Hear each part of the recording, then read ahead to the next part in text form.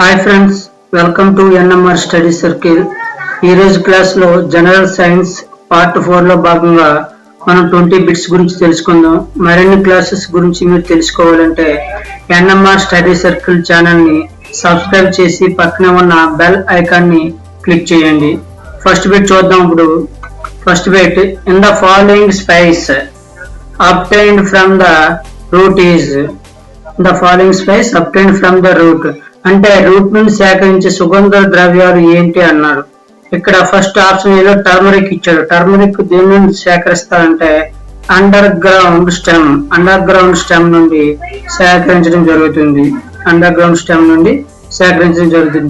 Next second clove దేని నుండి సేకరిస్తారంటే flower buds of a tree.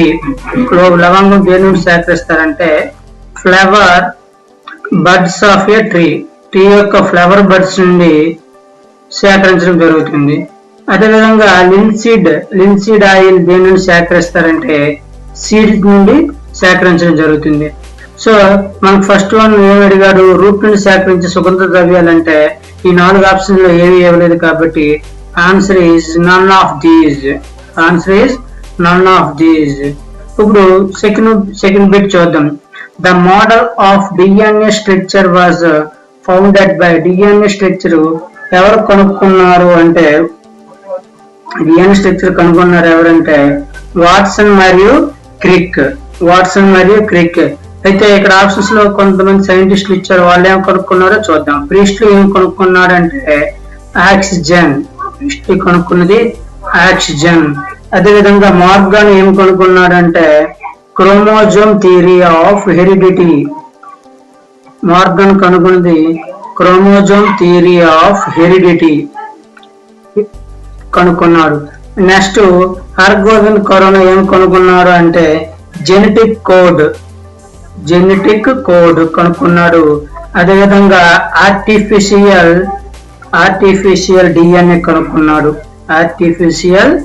DNA కనుక్కున్నారు. ఎవరంటే Hargobind Khorana. So second one answer ఏమవుతుంది, డిఎన్ఏ స్ట్రక్చర్ కనుక్కున్నది వాట్సన్ మరియు క్రిక్. నెక్స్ట్ బిట్ చూద్దాం. Vitamin E chiefly found in. Vitamin A scientific name ఏంటంటే టోకోఫెరాల్. విటమిన్ ఈ యొక్క సైంటిఫిక్ నేమ్ టోకోఫెరాల్. ఈ vitamin E ఏమని పిలుస్తారంటే యాంటీ స్టెరిలిటీ విటమిన్. విటమిన్ ఈని యాంటీ స్టెరిలిటీ విటమిన్ అని పిలుస్తారు. అదేవిధంగా దీనికి మరో పేరు కూడా ఉంది, బ్యూటీ విటమిన్. ఏ విటమిన్ పిలుస్తారంటే విటమిన్ ఏని పిలుస్తారు. అయితే విటమిన్ ఏ అనేది ఎక్కడికి మనకు సమృద్ధిగా లభిస్తుంది, ఎక్కడ అంటే ఇక్కడ చూద్దాం. పల్సెస్ ఏ విటమిన్ లభిస్తుందంటే బి విటమిన్. విటమిన్ బి అనేది పల్సెస్ లో లభిస్తుంది. లభించేది విటమిన్ బి. జర్మినేటెడ్ గ్రెయిన్స్ లో ఏ విటమిన్ లభిస్తుందంటే విటమిన్ సి అనేది లభిస్తుంది. బట్టర్లో లభించే విటమిన్ ఏదంటే విటమిన్ ఈ. అదేవిధంగా oil of liver of fishes, ఇందులో ఏ విటమిన్ లభిస్తుందంటే విటమిన్ ఈ. సో ఆన్సర్ ఏమవుతుంది, third one answer vitamin E chiefly found in butter లో లభిస్తుంది. Next one, the mushroom which we eat as vegetable is. Mushroom అనేది ఏంటి, అది ఒక ఆల్గియా, ఫంగస్, ఫెర్నా, మోషా. సో మష్రూమ్ అనేది ఫంగస్ జాతికి చెందింది. Next one, fifth one, which of the following medicines is used in treatment of typhoid. Typhoid రోగంకి treatment గా ఏ మెడిసిన్స్ యూజ్ చేస్తారంటే సల్ఫా డ్రగ్స్ అనేవి యూజ్ చేస్తారు. ఈ మెయిన్ గా సల్ఫా డ్రగ్స్ అనేది దేనికి యూజ్ చేస్తారంటే బ్యాక్టీరియల్ ఇన్ఫెక్షన్స్ ని నిరోధించడానికి వీటిని సల్ఫా డ్రగ్స్ ని వాడుతారు. నెక్స్ట్ వన్, క్లోరోక్విన్ ఉంది. ఇక్కడ క్లోరోక్విన్ దేనికి యూజ్ చేస్తారంటే మలేరియా మలేరియా వ్యాధిని నివారించడానికి క్లోరోక్విన్ వాడతారు. క్లోరోమైసిటిన్ దేన్ని యూజ్ చేస్తారంటే ఇది కూడా బ్యాక్టీరియల్ ఐ ఇన్ఫెక్షన్స్ ని తగ్గించడానికి వీటిని వాడడం జరుగుతుంది. సో టైఫాయిడ్ ట్రీట్మెంట్ కి ఏ మెడిసిన్ యూజ్ చేస్తారంటే సల్ఫా డ్రగ్స్ అని యూజ్ చేస్తారు. Next one urea is a. So urea అనేది ఏంటంటే ఇది ఒక ఎరువు, ది నైట్రోజన్ ఫెర్టిలైజర్. యూరియా అనేది నైట్రోజన్ ఫెర్టిలైజర్. యూరియా ఫార్ములా ఏంటంటే CH4N2O. ఇందులో నైట్రోజన్ ఎంత పర్సెంటేజ్ ఉంటుందంటే 46% ఉంటుంది. నైట్రోజన్ 46% ఉంటుంది.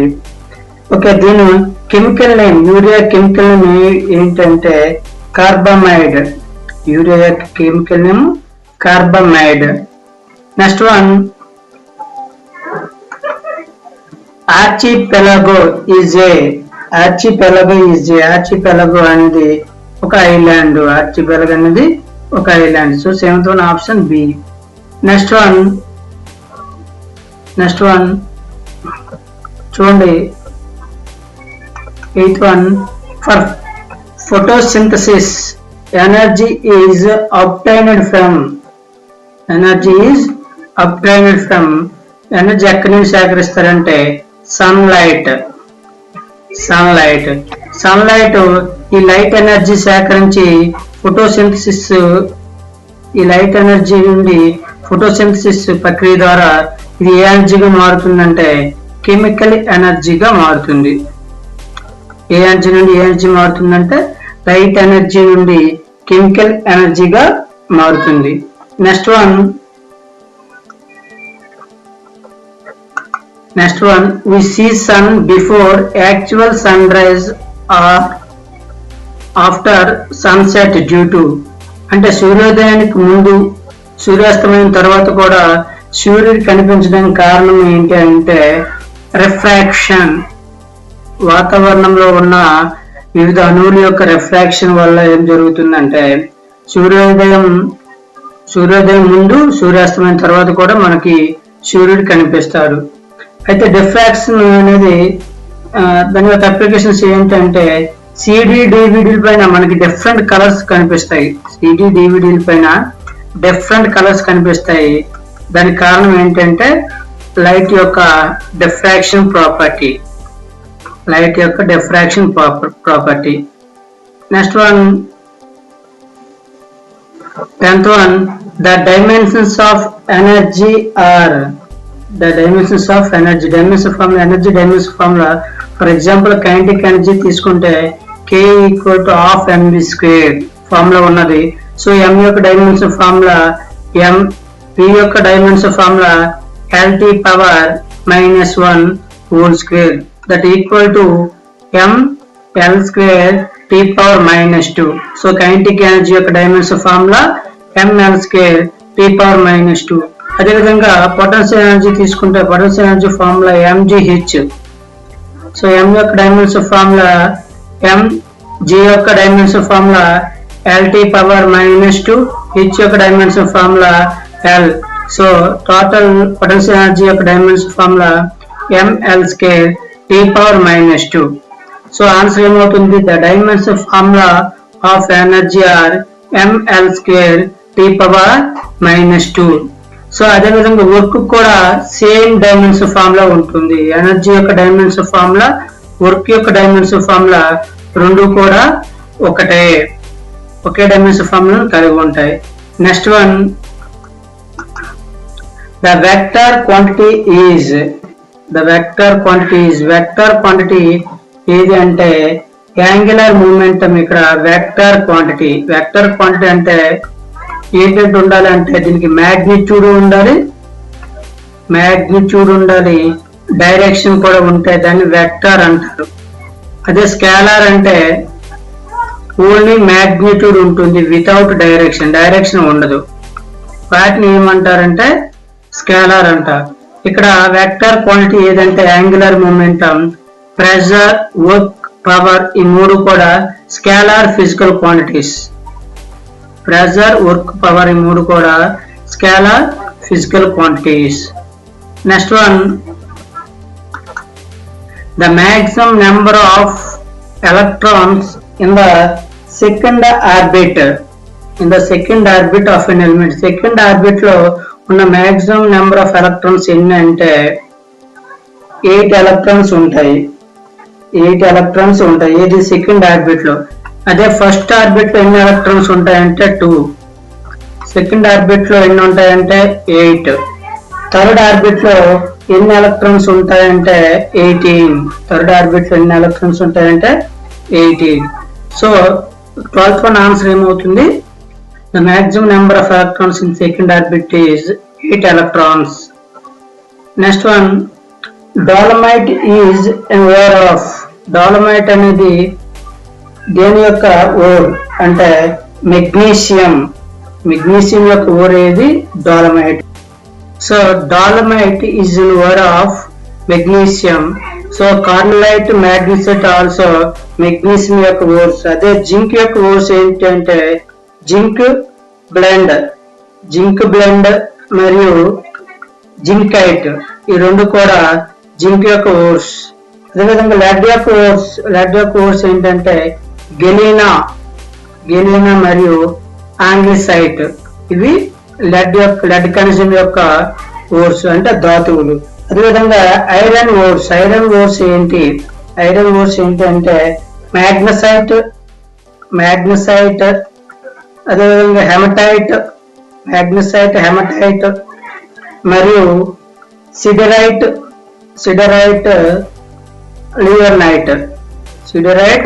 లియోనైట్. సో ఆన్సర్ ఏమవుతుంది అంటే డాలమైట్ ఓరు దేని యొక్క ఓర్ అంటే మెగ్నీషియం యొక్క ore. Next one, 14th bit, honey bee and ants were related to which class?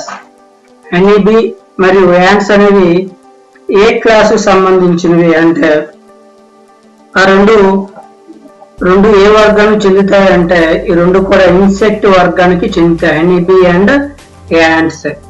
Next one, 15th one, the normal temperature of human being on Kelvin scale is. Kelvin scale లో normal temperature human being యొక్క normal temperature అంతా degree centigrade లో అయితే 37 degrees centigrade. వీటిని kelvin లో మారిస్తే K equal to C plus 273, that equal to K equal to 30 degree centigrade లో 37 degrees plus 273 మొత్తం 310. అంటే కెల్విన్ స్కేల్ లో నార్మల్ టెంపరేచర్ హ్యూమన్ బీయింగ్ యొక్క నార్మల్ టెంపరేచర్ ఎంత ఉంటుందంటే 310 కెల్విన్స్ ఉంటుంది. 310 కెల్విన్స్ ఉంటుంది. నెక్స్ట్ వన్,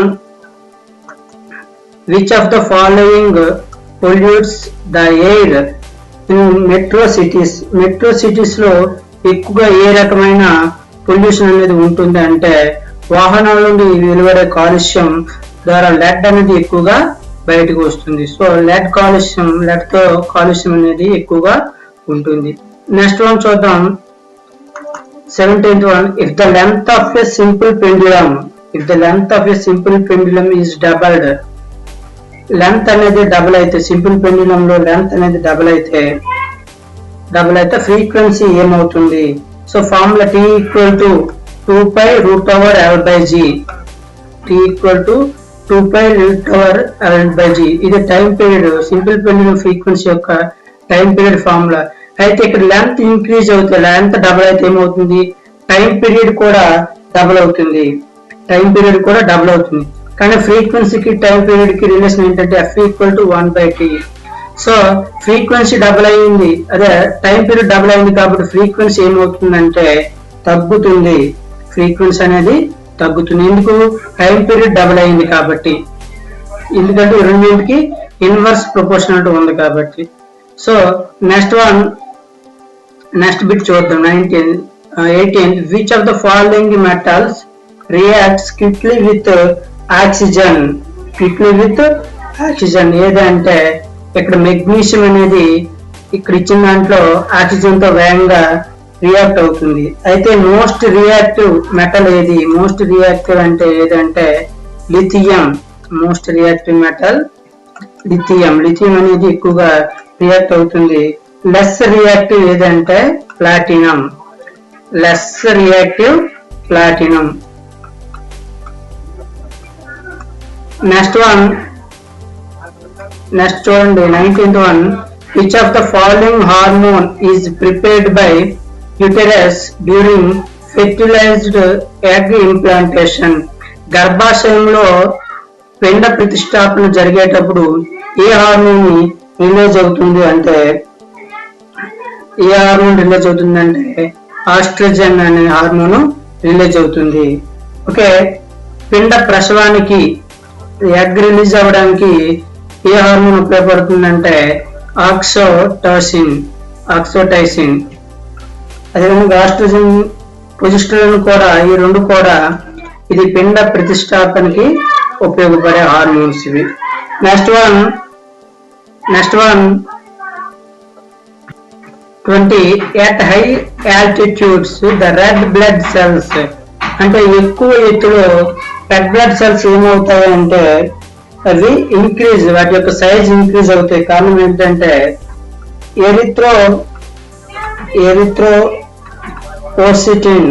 ఎరిథ్రోపోసిటిన్ ఈపీఓ అది ఏం చేస్తుందంటే ఆ హార్మోన్ దీని బ్లడ్ సెల్స్ ఎక్కువగా రిలీజ్ చేసి దాని యొక్క సైజ్ ఇంక్రీజ్ అయ్యేటట్టు చేస్తుంది. సో మనం ఈ వీడియోలో, ఈ క్లాస్ లో 20 బిట్స్ తెలుసుకుందాం. నెక్స్ట్ క్లాస్ లో జనరల్ సైన్స్ పార్ట్ 5 లో 20 బిట్స్ గురించి తెలుసుకుందాం. Thanks for watching.